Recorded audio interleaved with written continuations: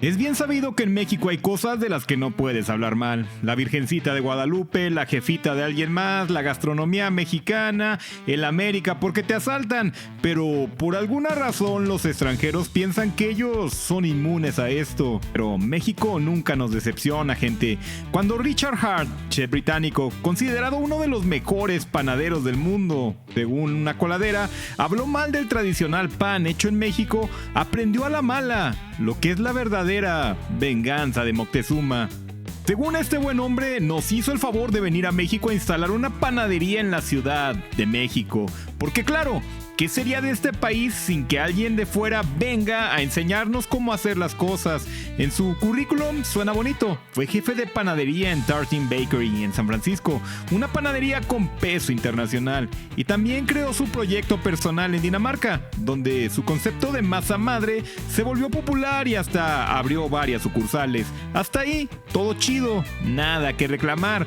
Pero aquí es donde entra México mágico. Este compa llega a nuestro país con un concepto muy específico, pan de masa madre, y decide abrir su panadería en la Roma, uno de los lugares más gentrificados de toda la Ciudad de México, cortesía de Alfonso Cuarón. Desde ahí ya se entiende todo. No es un negocio pensado para el mexicano promedio, es un negocio pensado para el extranjero, para el foodie, para el influencer de brunch, para el que paga 100 pesos por un pan y dice, vale la pena por la experiencia. Y como cualquier lugar atendido por un vato de barba, chongo de bolsita de basura y guantes de nitrilo, resultó ser una experiencia bonita para la vista, pero mediocre para el paladar. Otro lugar de tantos que apelan al gusto de los extranjeros. Hasta Richard Hart decidió hablar. En una entrevista concedida en Dinamarca, este caballero dijo algo que muchos extranjeros piensan, pero pocos se atreven a decir en voz alta, que a México se viene a hacer dinero, porque no les gusta la cultura mexicana. Así, sin pelos en la lengua. También comentó que había tenido problemas en México, pero que con dinero baila el perro. Una frase que no suele caer muy bien en un país donde la desigualdad es tema diario. La perra seguía y seguía. El sajón remató su letanía afirmando que en México no existe una buena cultura del pan, que los ingredientes que usamos no son de calidad y que en general no sabemos nada de panadería. Aquí es donde uno se pregunta si este güey hizo su investigación con ChatGPT, Gemini o simplemente habló desde el ego o la ignorancia, porque cualquiera que haya vivido en México sabe que aquí el pan no es accesorio, es ritual, es barrio, es memoria. Y por si todavía quedaban dudas de que no entendía dónde estaba parado, el señor se atrevió a criticar las tortas, el desayuno del godín, la cena del foráneo, la solución cuando solo hay atún y 2 pesos de pan. Nuestra victoria precisamente sobre los sándwiches y hamburguesas de los países de habla inglesa. Richard Hart dijo que las tortas se hacen con un pan insípido, desagradable e industrializado. Y ahí fue donde todo se rompió. Porque puedes criticar un restaurante, puedes criticar una colonia, puedes criticar precios, pero no puedes venir a vender pan a México y a decirle a la gente que no sabe de pan. Ahí no estás siendo honesto, estás siendo arrogante. Y como era de esperarse, las redes explotaron. No por envidia, no por nacionalismo barato, sino por algo muy simple. No muerdas la mano que te da de comer. Después de que sus declaraciones se hicieron virales, Richard Hart hizo lo que casi todos hacen cuando se dan cuenta de que ya se metieron en un problema que no van a poder controlar. Sacar el comunicado. Un texto largo, bien redactado, con palabras cuidadosamente escogidas, de esos que no escribes tú, los escribe alguien que cobra por apagar incendios.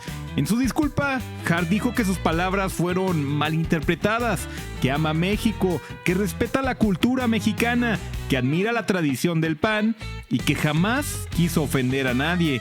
El clásico, si alguien se sintió ofendido, no fue mi intención, así como cuando un niño rompe un plato, gente.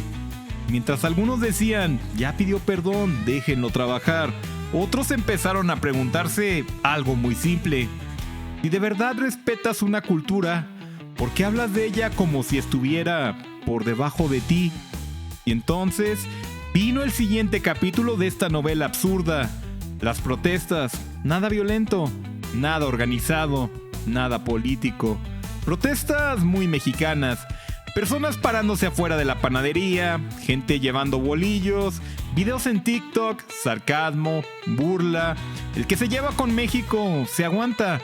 Hubo incluso un video que se volvió viral, donde un tipo lanzó bolillos afuera del local, como acto simbólico. Incluso llegó a compartirse una imagen del local supuestamente vandalizado con grafitis. Más tarde se comprobó que esa imagen era falsa, generada con inteligencia artificial, pero para ese punto ya daba igual, el daño ya estaba hecho. Y justo cuando parecía que la polémica no podía escalar más, la panadería cerró.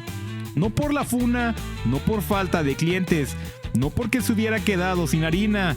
Cerró por una suspensión administrativa, sellos oficiales, clausura temporal, problemas con permisos, el clásico México mágico, donde puedes abrir pero no siempre puedes operar. La panadería explicó que el cierre no tenía nada que ver con la polémica y que pronto volverían a abrir. ¿Y tú qué opinas? ¿Crees que haya sido por la polémica, porque de verdad no tenía permisos o porque quería replantear su estrategia? Me interesa conocer tu opinión, déjala en los comentarios. Y si este tipo de videos te agrada, suscríbete al canal porque nos ayudas un chingo. Y así fue. Días después, Green Rhino reabrió sus puertas. ¿Y sabes qué pasó? Nada. Las filas volvieron. Los extranjeros siguieron yendo. Los influencers regresaron. El pan siguió vendiéndose. La polémica no mató el negocio, solo lo expuso. Hoy la panadería sigue operando. No se fue de México, no cambió de concepto, no hizo un acto público de reconciliación con el bolillo. Simplemente siguió. Y este solo es un caso más de extranjeros que llegan a México atraídos por lo barato, lo exótico, lo auténtico, pero que al mismo tiempo menosprecian lo que no encaja con su idea de calidad. Negocios que se benefician de una cultura, pero a la vez la ven como incompleta, deficiente, necesitada de corrección. Y mexicanos que, una vez más, tienen que explicar por qué lo suyo sí vale. México es un paraíso de puertas abiertas. Aquí se puede venir a trabajar, a vender, a crear, como decía Chabela. Un mexicano nace donde le da su chingada gana.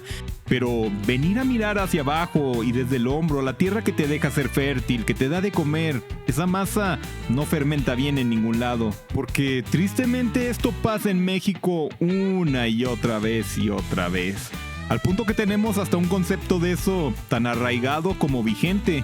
Un acento extranjero, etiquetas bonitas, una narrativa de calidad internacional. Y tristemente, muchos mexicanos asumen que eso es mejor.